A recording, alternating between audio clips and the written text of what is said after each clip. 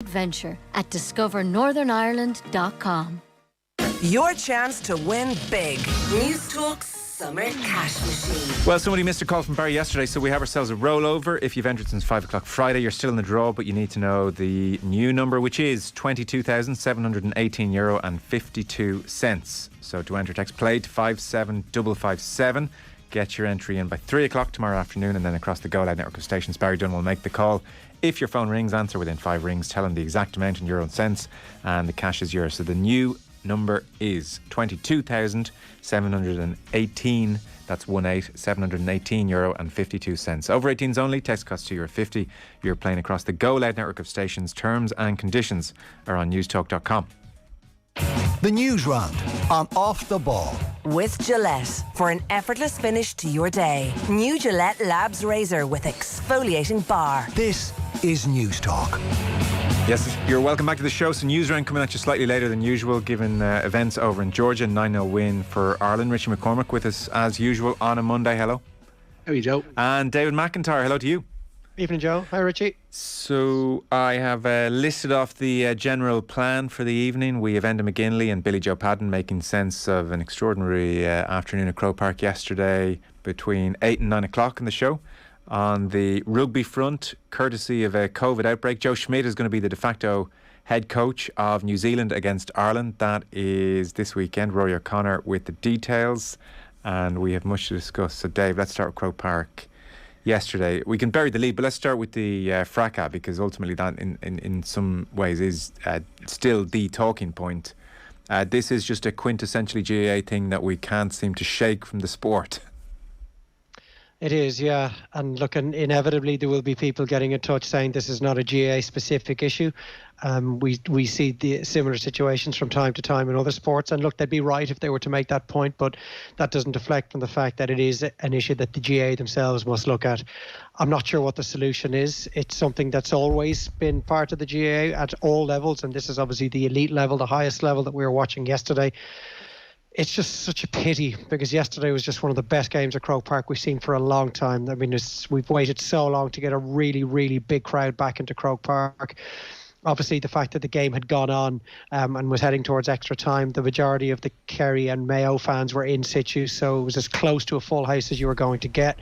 Mayo fans were obviously shouting for Armagh, probably, given their conduct associations with Galway. And we should just be speaking about what was an epic encounter between those two teams, but unfortunately only a part of that story is being told, because we have to focus in some ways on what happened after the game. Now, there wasn't an awful lot in it for me overall. Now, that's not to condone, those scenes, and you obviously have to say that it's not something you want younger people watching in particular, but I didn't see a dirty stroke. I didn't see a punch. It was just grappling and handbags, and there was, that's not the right term to use. It's unfair, but there was just a lot of guys hanging out of each other. Until the eye gouge. And that will be the incident that's investigated with most scrutiny, obviously. And that was just a terribly shameful, cowardly act, and really, really ugly incident, as dangerous as it can get. Like, you're likely to, recover quickly enough from a punch or somebody giving you a bit of a slap, but the danger in what Tiernan Kelly did and the potential damage, long-term damage that could have been done to Damien Conwer, makes it just one of the most heinous and ugliest incidents I've seen on a GAA pitch in a long, long time.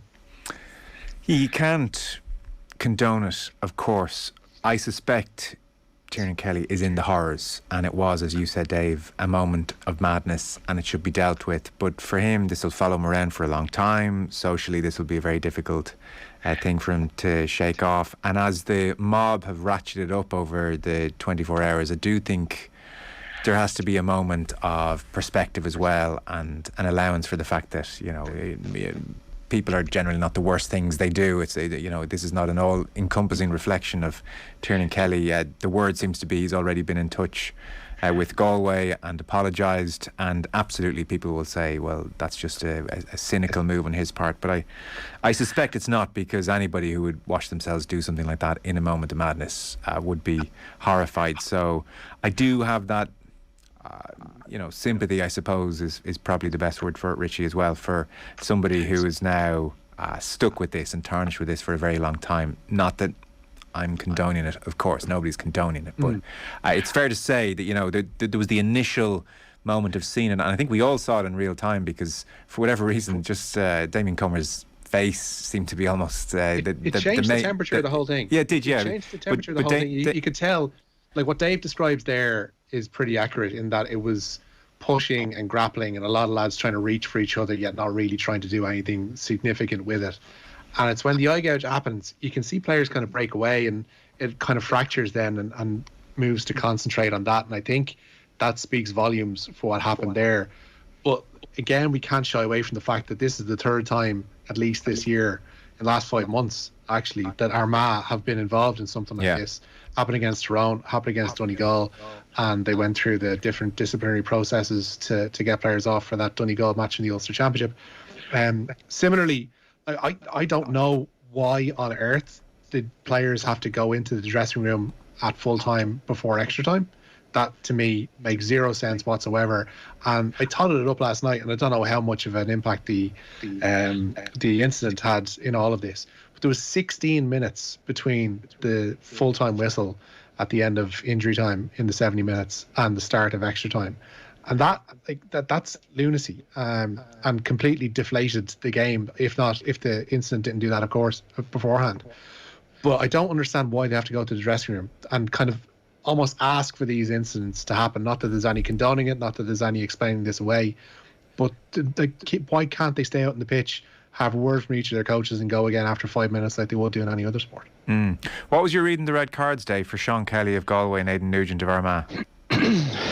It's a very difficult one to figure out now. I was watching the Sunday game last night, and Des Cowell was telling us that the GAA had been in touch and that they had told RTE that the red cards were shown to the two guys because of their involvement in a melee. Now, if that was the reason they were sent off, it beggars belief that they were the only two that were sent off. If that was the criteria, if that was the reason that David Goldrick was using to show red cards, he probably should have shown 14 red cards, if not more. Yeah. Possibly 22 red cards. So for me, that explanation simply does not stack up. Was it a coincidence that the two captains walked? I don't know. Quite possibly it is. When you watch the video in detail of the incident, the two guys who were sent off arguably were the two that had least involvement in some of the uglier stuff that went on.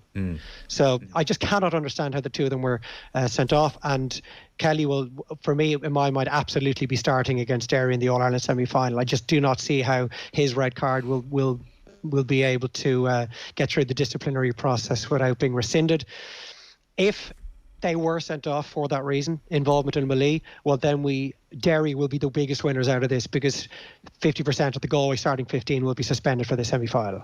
So, well, that's the other question. Well, you're right. So, I mean, I saw the Sunday game as well, and that seemed to be the official GAA word, that they were contributing to a melee. And so if that is the criteria, as you say, then there should be 15 Galway players nervously looking over their shoulder. I was thinking of David Goff back in February sending off the 4 Tyrone players for contributing, and then, you know, that fell through as well. I mean, like, the disciplinary system is such a mockery at this stage. Who knows how any ban will go down anyway, ultimately. I mean, the suspicion is they'll get it turned over in for one technicality or another. But like, are we still, 26 years on from McHale and Coyle? Like, it doesn't seem like a satisfactory solution to just say, well, I'll take one of each. And in this case, even more indiscriminately than McHale and Coyle, because, as you said, Kelly and Nugent didn't seem to be contributing at all, really. They were trying to be peacemakers. So I don't know. I think it really is worth the GAA clarifying the 2 red cards, because, consider that maybe an All-Ireland final or something, and look, for Armagh, they're out of the Championship now. But, like, that isn't a satisfactory way to deal with these melees either, Rich, to just say, add to the fact that they didn't count towards the game either, because they got to go back to their full complement for extra time, given the nonsensical rules that are in place for that. Yeah. It does overshadow the game, which was extraordinary. So we have Enda McGinley and Billy Joe Padden on the way after 8 o'clock. We'll chat to them about all of this. I mean... well, I do pity you, Joe, being in the presenter's chair, trying to sum up the weekend's events in the time that you will have available to you after 8 o'clock, because you could easily spend 90 minutes on that one game. Yeah. I mean, we forget there were 3 other quarterfinals that took place over the weekend. But if you were to go through the major incidents from the first minute to the final penalty in the Galway Armagh game, you'd need the best part of 90 minutes, 2 hours. There were 11 or 12 standout highlight moments that could easily make the best of for the 2022 GAA calendar year highlights reel. It was just an astonishing game, and there were so many moments that made your jaw drop and say to yourself, what we're watching here is a really special encounter. Yeah, it was glorious. It was glorious. Where are you in penalties, by the way, Dave? I've absolutely no problem with it. Once you go down the road of ruling out replays, there has to be a definitive way to end a game. I absolutely reject the argument of some people that this is us heading further down the football road.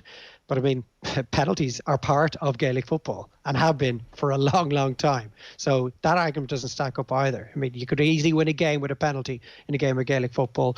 If somebody can come up with a better way to end a game once you rule out a replay, well, I've yet to hear it. Some of the texts in. Most of these rows happen at half-time on the way into the tunnel where there is usually a guard or presence. I don't think the guards should have intervened yesterday, but some people do. What would that look like? Would it make things worse or better, says Dave in Meath. I mean, it was quite noticeable there was a guard standing relatively close to the situation. A guard can text in and let me know this, by the way, because I was talking to someone who knows a guard, and they were saying that the guards are there to police the stadium and look after the safety in the stadium, but that the pitch is considered private property and almost they shall not pass. Now, I don't know if that's right or wrong, or maybe it's just this wonderful grey area. I don't know, Richie, what your sense of the guards is there. Yeah, where do you draw the line there then? You know, I mean, that could head down a very tricky, difficult route. But it is noticeable that they, you know, I think there was a point where they started to step in, and as they were ushering people eventually down the tunnel, the guards did play a role in that. But obviously they weren't on the sacrosanct green sod of Croke Park, therefore avoiding any legal loopholes there. But like, yeah, once you start involving the police and stuff like that, but certainly the eye gouge does flirt with the idea of common assault in that respect. Where are you on the penalties, by the way, Rich? I think the pearl clutching about penalties and this doesn't belong in our game for the last 24 hours about those has been hilarious. I'm with Dave on that. Like, penalties are part of the game. If there's no replays, it has to be settled. I think they have a far more natural setting within Gaelic football than they would do in rugby. For instance, as Munster can probably attest to with their Champions Cup exploits earlier on the season. I've no issue. If they're not going to have replays, settle it with penalties, that's fine by me. Lads, the AFL had a huge problem with fighting on the pitch, rule breaking, banning high profile players solved it. Zero tolerance GAA, the only way, says John in Limerick. Somebody else, Kenneth, if a rugby player eye gouge an opponent, there would justifiably be uproar and demands for long suspension. This guy's a role model, must be dealt with accordingly. Suspend him for a year, no appeal. This would sort out the increasingly ugly side that has crept into the game. The aggressive bustling. Look, the fact Tiernan Kelly, Joe, will the process will happen. Yeah. And Tiernan Kelly is, unfortunately for him, and like, I know it's hard for someone to be defined by this moment, but you're right, he'll be remembered as the guy that put his fingers into the eyes of Damien Conner for a long, long time. He'll ultimately will have to face the music, and that's just something he's going to have to deal with. But the people who are calling for lifetime bans look, let's just see how the next couple of weeks pan out and what the situation's going to be when everything is concluded. But what annoyed me most was that it was all so needless. Stephen Campbell and Damien Comer were throwing a couple of shoulders at each other, and as they were leaving the field. I mean, so what? That should have been in the end of it. There was absolutely no need for anybody else to become involved. The two of the most experienced players on the pitch having a bit of a go at each other, as maybe trying to get the upper hand psychologically as they were leaving the field, knowing extra time was incoming. That they should have fired a couple of shoulders at each other and walked down those steps, and that would have been the end of it. But everything that came in behind after that was just so unnecessary. The aggressive bustling that's tolerated between players when the ball is nowhere near is tolerated in GAA, especially when the sub is introduced. What's that all about? It's a major contributor to mass brawls. It wouldn't be tolerated in any other sport, says Joe in Dublin. We'll crack on with the news round, I think. We'll get to more of your texts as we go. We've got Enda McGinley and Billy Joe Padden on the way after 8 o'clock. The news round is brought to you with Gillette Labs for an effortless finish to your day. Richie, we were late starting the news round. We were chatting with Ruth Fahey and Stephen Doyle, because Ireland were very comprehensive winners this evening.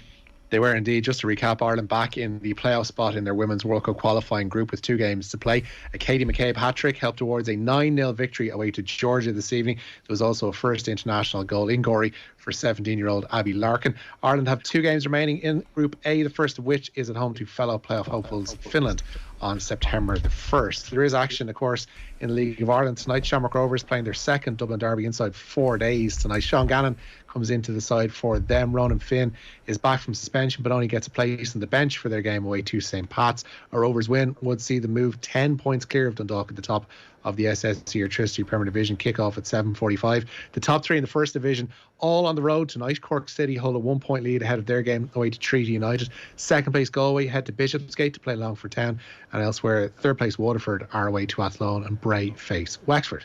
News this evening from Mayo. Yeah, not really surprising this. James Horan has stepped down as Mayo senior football manager. His second spell in charge was ultimately ended by yesterday's All-Ireland quarter-final loss to Kerry. Across both spells, Horan led Mayo to 4 All-Ireland final appearances, 6 Connacht titles, and the 2019 Alliance Football League. Yeah, so his first stint, October 2010, and he reached All-Ireland finals in 12 and 13 and stepped down, and then returned in 18, and there were All-Ireland finals 2020, that COVID final against Dublin, and then last year against Tyrone, where they never really showed up, and there was a flatness all year this year, really, and against Kerry when they had more attacks and more shots on goal, actually, which is something we'll chat with the lads later on. It's interesting that they got more attacks away and more shots on goal. The inaccuracy was, for the level that they're trying to compete at, Dave, it was abysmal, really. This season has just felt like the end of the line, and they are in a state of transition. Horan going there really copper fastens that sense. Yeah, it does. I think there was the manner in which Kerry were able to canter over the finishing line yesterday, and Mayo never really landed a punch on them. They never really hurt Kerry, never had Kerry really feeling like it was a true contest, that we expected Mayo to come racing into that first quarter and show us that they actually still had some of that old passion in them that they have delivered when people have written them off on so many occasions over the last 10 or 12 years. I mean, there's a quirky, rather unfortunate symmetry to it from James Horan's point of view, in that both of his spells now have been ended by Kerry. But this one feels very different. In 2014, it was after one of the great occasions we've had in the GAA over the last 25 years or so, that replay in the sweltering heat and the suffocating atmosphere that was the Gaelic Grounds in Limerick, which is just, I was commentating that afternoon. It was an extraordinary day. I mean, one etched into my memory. And I remember being in the posse of journalists around a little counter in the canteen beneath the stand in the Gaelic Grounds when James Horan was stood alone, surrounded by about 20 of us, and he could barely speak. His emotions were really to the surface, and you knew that was the end of the road. I wasn't in Croke Park yesterday. I was there Saturday, and I'm sure there was probably a very different sense when he was being asked about it. I know the news was only confirmed today, but you really did feel once the game was over yesterday that we probably wouldn't see James Horan on the sideline for Mayo next season. They definitely made some progress since he came in. They had some really big days in the second spell, but I think over the 8 seasons that he's been Mayo manager, the 2 games that will leave him and his players involved with the most regrets will be the Donegal final of 2012 and the 2021 final against Tyrone. They really were the 2 opportunities, the biggest chances that Mayo had under his tenure to win that elusive All-Ireland, and unfortunately they probably didn't show up to the degree they would have hoped and liked in either final. Yeah, well, it was a dreadful start, you remember, in 2012, and Donegal were fairly awesome that year, but they certainly didn't show up last year. That one's a kicker. Maybe they didn't fully recover from that this year. It's hard to put your finger, Rich, on this year's Mayo situation. Abysmal against Galway, abysmal against Kildare, and as Dave said, never landed a blow on Kerry. So something's come unstuck a touch. It doesn't take away from what a brilliant contribution, like genuinely brilliant contribution James Horan has made as player and now manager, but something has come unstuck this year. Yeah, he's raised the levels certainly across his 2 terms in charge of Mayo. I don't think there's any dispute in that whatsoever. I think Mayo kind of get the Mickey taken out of them a lot for, quote unquote choking in finals, etc. But to be competing so consistently at that level under his 2 terms is quite remarkable for any Gaelic football side, particularly in the era of Dublin. But their main problem is they just can't magic forwards out of thin air, and that's any team's problem. And it's taken a while, if you look at someone like Galway, to, I guess, get the most and get injury-free runs in the likes of Damien Comer and Shane Walsh. and to actually have them firing on all cylinders. Mayo need 2 or 3 more on top of Cillian O'Connor, and they could be thereabouts again, but they're going to undergo another series of, I guess, departures from the squad over the next couple of years. I'm not, talking about anybody leaving in particular at this moment in time, but it's going to happen, just given the age profile, particularly in defence. So, sorry. Go on. I was just about to, Dave, get your thoughts, because I was watching you obviously on Saturday at Croke Park. So in Derry and Galway, we have 2 teams who've had their fair share of encounters this season, and they both come in feeling pretty good about themselves. What of Dublin and Kerry ahead of this mammoth mouthwatering semi-final 10th of July? Are we still looking at both saying, well, neither has been unduly tested? Well, absolutely neither have been unduly tested. I mean, in Mayo, Kerry have obviously probably come across the highest quality opposition, but Mayo, as we've just been discussing, are not the team they once were and never really came close to Kerry yesterday. Dublin have not been tested at all. I mean, they've beaten sides that are better than Cork more handsomely. Kildare, you would argue, are a better side than Cork, and they're a Division 1 team, and Cork obviously barely stayed up in Division 2 this year. And Dublin just did what was required. I mean, I think it was 9 efforts from Dean Rock, 8 of them frees. I think one was off a mark that he took and fired over himself. It's very difficult to know where Dublin are if they really are given a stern test. They didn't need to be at anything close to their best at the weekend. They will be obviously a far better outfit when James McCarthy and Conor Callaghan are back in the team. There was some real positives, I thought, for Dublin. I thought Lee Gannon had a really good game in quarterback. He's got real Patrick Durkin almost qualities, Lee Keegan qualities, in the manner in which he seems to get himself on the right side of the attack at the right time, just bursting on late, kicked up a couple of scores himself. But they do lack a goal threat when Con isn't in the starting 15. You would hope from a Dublin point of view both of those will be fit. And I'm not sure what we've learned about Kerry, because they haven't really been tested either. So it's going to be a really interesting one. I think I'm on that game and I can't wait. It's probably going to be a sellout, and I hope there are more fireworks between those two than they had in their 2 games at the weekend. Galway Derry is going to be fascinating. Cavan are in the Tailteann Cup final that day, so I'll be at Croke Park to watch that, and I'm really looking forward to that semi-final. I think that's going to be close to a full house as well.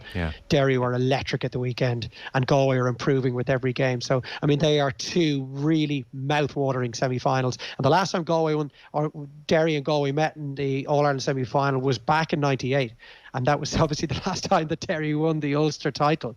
So 24 years on, they're back with Derry as Ulster champions in an All-Ireland semi-final. Derry were highly fancied that day and were beaten. Galway obviously went on to win the All-Ireland. I wouldn't know where to go in terms of picking the favourites this time around. Maybe Derry edging it because they've shown so much positives in their 4 games, but I just cannot wait for those 2 semi-finals. They really could be potential classics, both of them. Yes. We spent so much of the football season saying it doesn't feel like the football season's really got going yet. I think we're now officially up and running from the quarter-final stages. I think we're up and running. So, Richie, plenty more going on. Where are you going next? SW19, Novak Djokovic needed 4 sets to beat the world number 81 Kwon Soon Woo in the Wimbledon first round today. Last year's semi-finalist Hubert Hurkacz has been the biggest casualty so far on day 1, the 7th seed losing in 5 sets to Alejandro Davidovich Fokina. No such worries for 3rd seed Casper Ruud nor 9th seed Cam Norrie, who both beat Spanish opposition in straight sets today. Meanwhile, Andy Murray is a set down to the wonderfully named Jack Duckworth on centre court at the moment. Emma Raducanu, meanwhile, beat Alison van Oudvank 6-4, 6-4 to move into the second round. Also straightforward today for the 2nd and 3rd seeds. Annette Kontaveit beat Bernarda Pera in straight sets to set up a second round meeting with Germany's Jule Niemeyer, while Ons Jabeur needed just 55 minutes to dispatch the Swedish qualifier Miriam Bjorklund.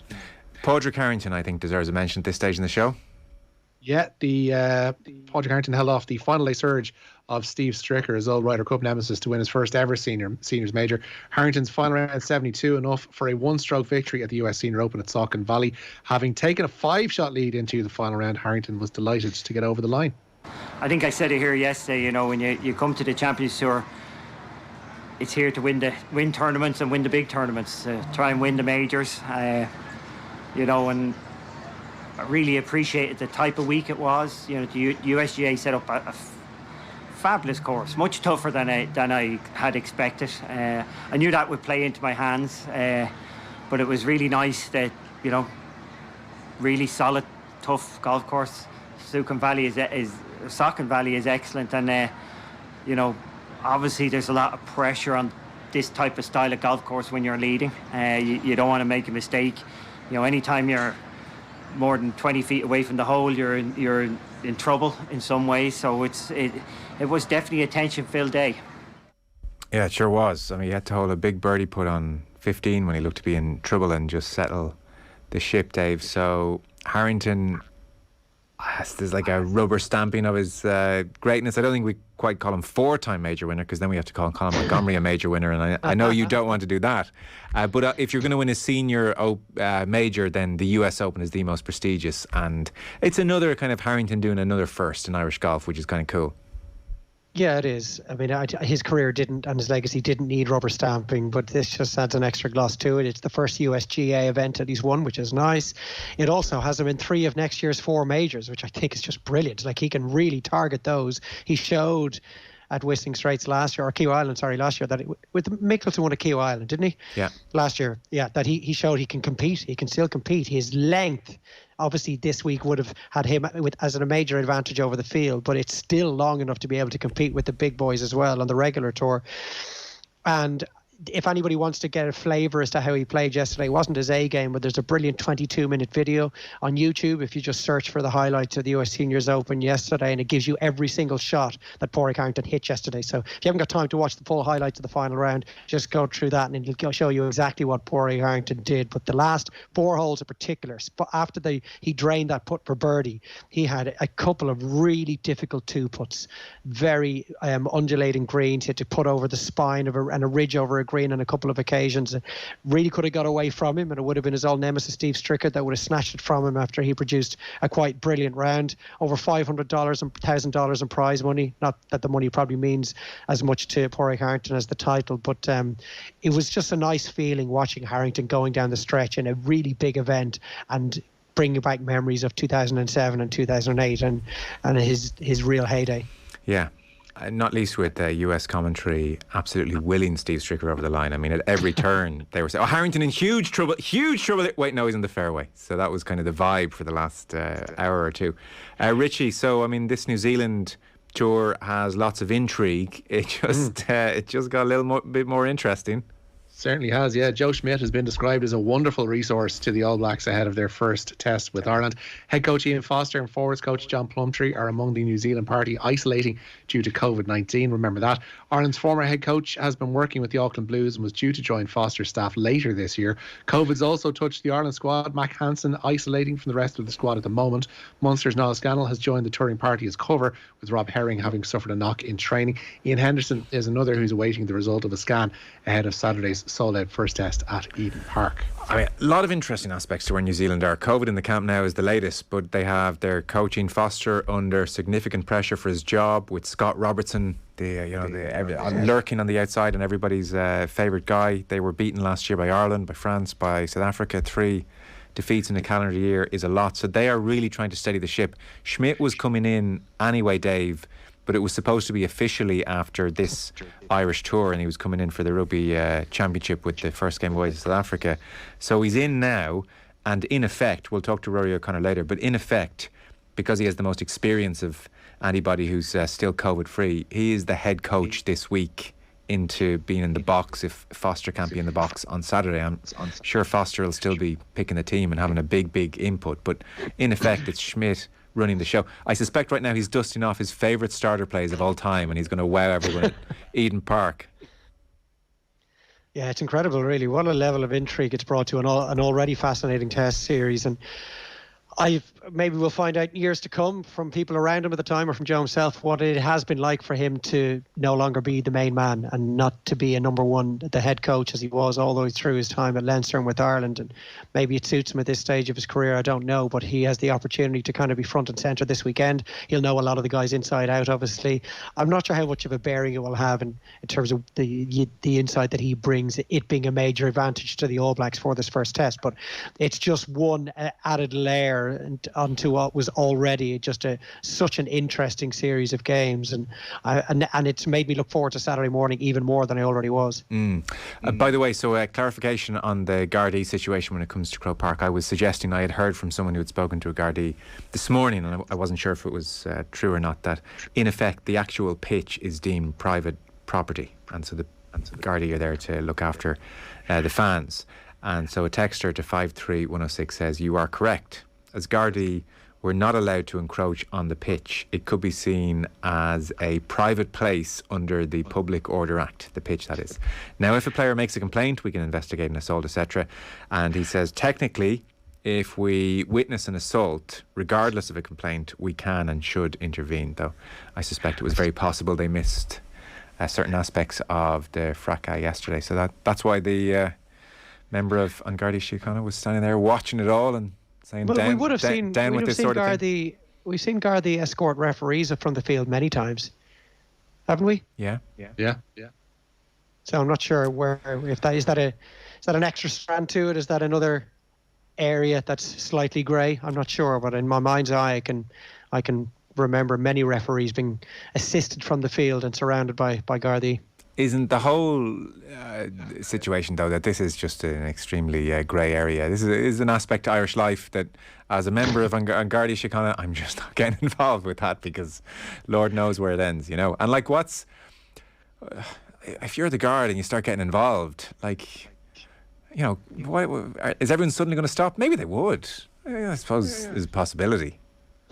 But yeah, there's a chance no one would realise that you're a guard and you just get dunted around, and before you know it, you're on your backside and everyone's laughing at you. And I don't know, that's not the greatest advert either. Yeah, it's a difficult one. There's no probably right answer to it. But as we said already, I don't want to be repeating ourselves, but apart from the gouge, yes. I mean, if there were 7 or 8 Gardaí surrounding the incident and just monitoring it, they would not have seen anything akin to a really ugly moment on the street after closing time on a Saturday night in any of our towns and cities. Nobody threw a big punch. Nobody got hurt. Nobody was in danger until that incident, as we've already discussed in detail. Yeah, no, agreed. Rich, do you want to bring us a last story or two? Yeah, where we go. Spain have had their appeal against expulsion from next year's Rugby World Cup rejected. They were punished for fielding an ineligible player during qualifying. So it means Romania have been confirmed as part of Pool B, and they'll provide Ireland's opening opposition in Bordeaux in September of next year. Rhys McClenaghan, meanwhile, has been cleared to compete for Northern Ireland at the upcoming Commonwealth Games, along with Eamon Montgomery and Ewan McIntyre. McClenaghan was barred from the Birmingham Games as they had already represented Ireland at international competition. But an International Gymnastics Federation board meeting today has reversed that decision, allowing McClenaghan to defend his pommel horse gold in Birmingham. Okay, fellas, great stuff. Thank you for an extended news round this evening. Dave McIntyre, pleasure. Thanks, guys. Richie, thanks very much. Chat to you tomorrow. Take care, lads. Just to mention, by the way, Golf Weekly is heading to Killeen Castle next Tuesday, tomorrow week, for, I suppose, a classic of sorts for all the Golf Weekly friends of the pod. Peter Lowry, mainstay of the podcast, is going to do a clinic. We will record the podcast after the round of golf. There'll be food, prizes, and all at Killeen Castle, which is just a brilliant venue. So Golf Weekly days are exclusive to friends of the pod, so if you're interested in getting involved, we'll have a few more of these across the summer. Then you can go to otbsports.com/Golf Weekly, or you'll find us on Patreon as well, and sign up. There is much, as you can imagine, much to discuss in the world of golf right now. Back in 1 sec, I'll get to a few of your texts to 53106. We'll have rugby after 9 this evening. GAA is coming up between 8 and 9. The News Round on Off the Ball. With Gillette, for an effortless finish to your day. New Gillette Labs Razor with exfoliating bar. Okie dokie. Join Professor Luke O'Neill. Are we good to go? On the Show Me the Science podcast. Right, here we go. As he tackles a different issue each week. Hello, Luke O'Neill here, and welcome to my Show Me the Science podcast. From the serious, the vast majority of our nervous system is in our head, in the brain. to the silly. Worms